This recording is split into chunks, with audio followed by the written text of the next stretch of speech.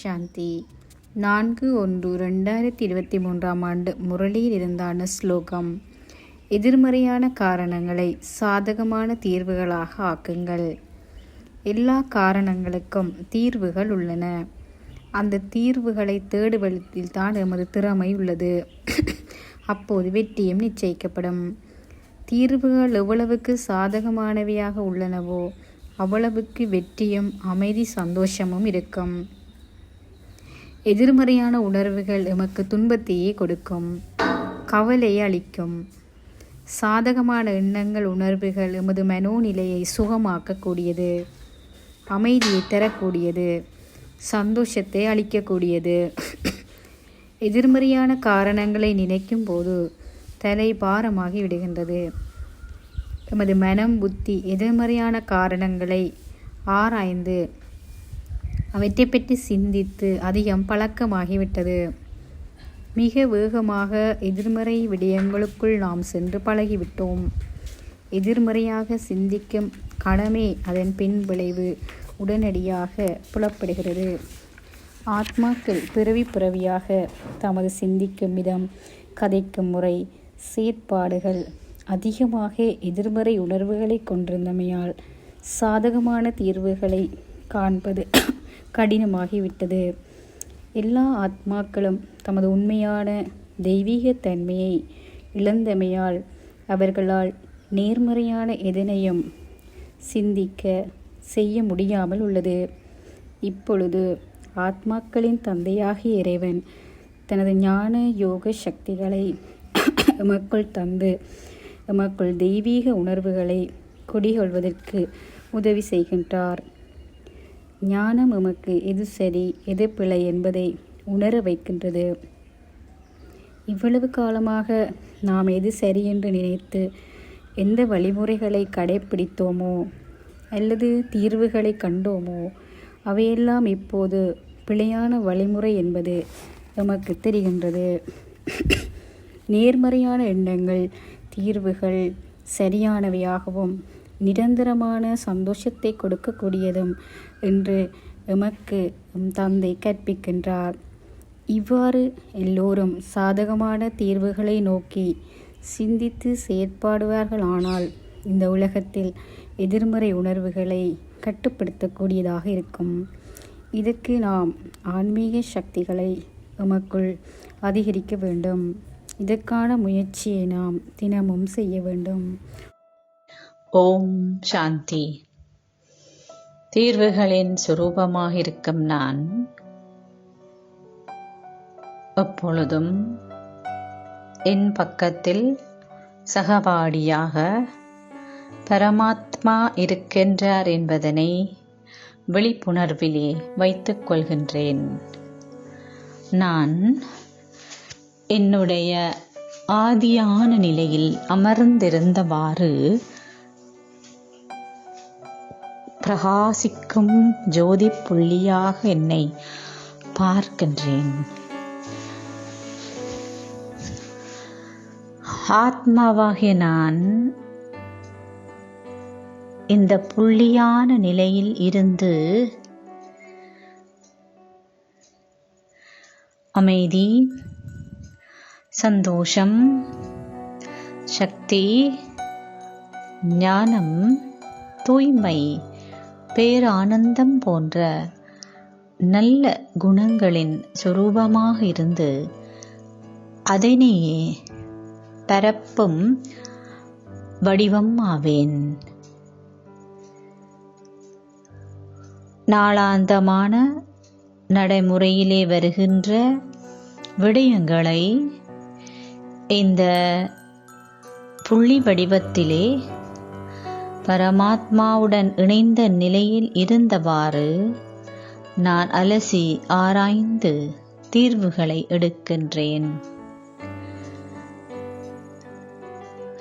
எல்லா சந்தர்ப்ப சூழ்நிலைகளிலும் சாதகமான வழிமுறைகளை நான் தேர்ந்தெடுக்கின்றேன். எதிர் விளைவுகள் உருவாக்குவதற்கு பதிலாக எப்பொழுதும் ஆக்கபூர்வமான வழிமுறைகளையே கையாள்கின்றேன். எனக்கு வருகின்ற அனைத்து விடயங்களும் என்னுடைய சிந்தனை மற்றும் செயல்களின் விளைவு என்ற உண்மையை நான் மிகவும் நன்றாக அறிவேன். என்னுடைய விளைவுகளுக்கு, எனக்கு நடக்கும் சம்பவங்களுக்கு எந்த ஒரு மனிதரோ சூழலோ சந்தர்ப்பமோ காரணமாக முடியாது என்ற தெளிவு எனக்கு இருக்கின்றது. ஆகவே நான் மிக தெளிந்த மனதுடன், நிதர்சனமான மனதுடன் தீர்வினை நோக்கிய சிந்தனைகளையே உருவாக்கி கொண்டும் இருக்கின்றேன். நாடகத்திலே ஒவ்வொருவருடைய பாகமும் அவருக்கவருக்கென்று நிச்சயிக்கப்பட்டிருக்கின்ற உண்மையையும் நான் அறிவேன். ஆகவே அவரவர் தங்களுடைய பாகங்களை நடிப்பதற்கு நான் அனுமதிக்கின்றேன்.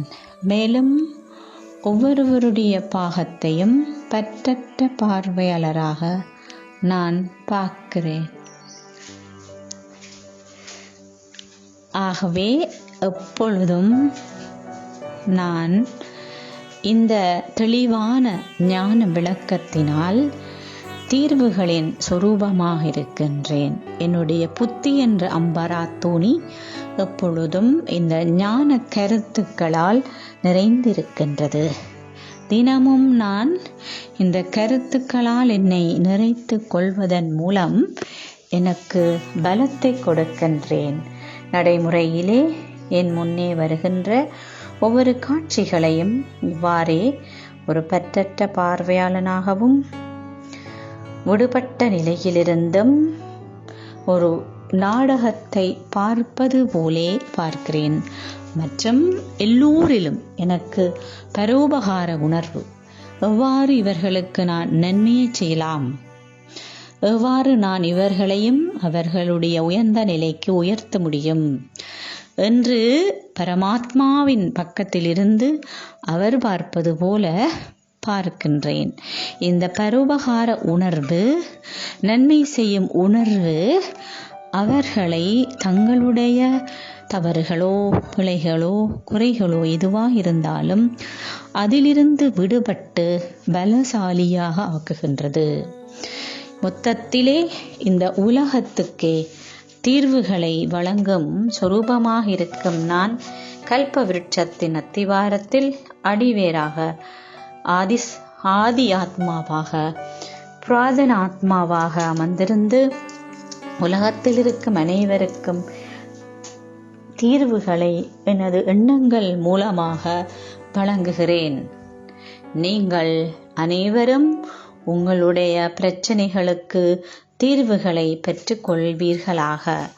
இதெல்லாவற்றுக்கும் மேலாக இந்த தீர்வுகளை வழங்கும் வள்ளலாக இருப்பவர்தான் பரமாத்மா பரமசிவன். ஆவே அவர்கள் அனைவருடைய புத்தியையும் நான் அவருடன் இணைப்பதற்கு முயற்சி செய்கின்றேன். இதன் மூலம் அவர்கள் தெளிவடைகிறார்கள். தங்களுடைய பிரச்சனைகளுக்கு தாங்களே தீர்வையும் பெற்றுக்கொள்கின்றார்கள். இது என்னால் உணரக்கூடியதாக இருக்கின்றது. தீர்வின் சொரூபமாகிய ஆத்மாவாக நான் இருந்து உலகில் இருக்கும் அனைவருக்கும் அவர்களுடைய பிரச்சனைகளுக்கு சாதகமான வழிகளையும் ஆக்கபூர்வமான வழிகளிலும் முடிவுகளை தேர்ந்தெடுப்பதற்கான ஊக்கத்தையும் உற்சாகத்தையும் வழங்கிக் கொண்டிருக்கின்றேன். ஓம் சாந்தி.